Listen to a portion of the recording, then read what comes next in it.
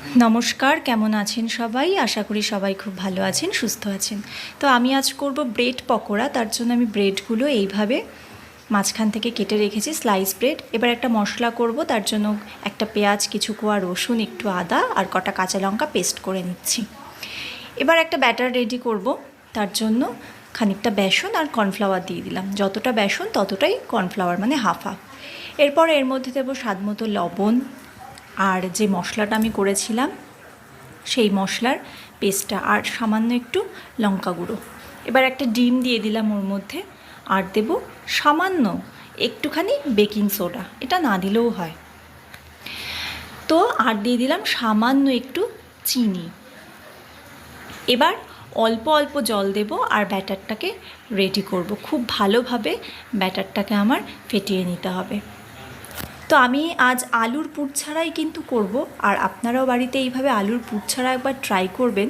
এটা খেতেও কিন্তু অসাধারণ লাগে, বেশ ক্রাঞ্চি মুচমুচে হয়। তো আমার ব্যাটারটা রেডি। ব্যাটারটা খুব পাতলাও হবে না, খুব ঘনও হবে না, এরকম হবে ব্যাটারটা।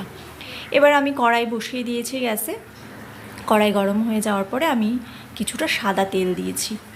এবার এরকম ব্রেডের টুকরো, দুটো করে টুকরো নেবো, মানে একটা ব্রেড মাঝখান থেকে কেটেছি।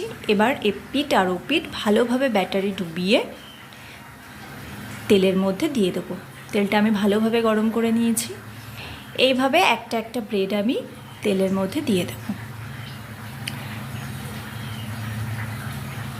এক পিঠ যখন ভাজা হয়ে যাবে তখন অপর পিঠটা আমি উল্টে দেব। তো এইভাবে উল্টে পাল্টে আমি একটু লাল লাল করে ভেজে নেব। আমার রেসিপিটা যদি ভালো লাগে আপনাদের, তাহলে আমার পাশে থাকবেন, আমাকে একটু সাপোর্ট করবেন যেন আমি আরেকটু এগিয়ে যেতে পারি। সবাই সুস্থ থাকবেন, ভালো থাকবেন। ধন্যবাদ।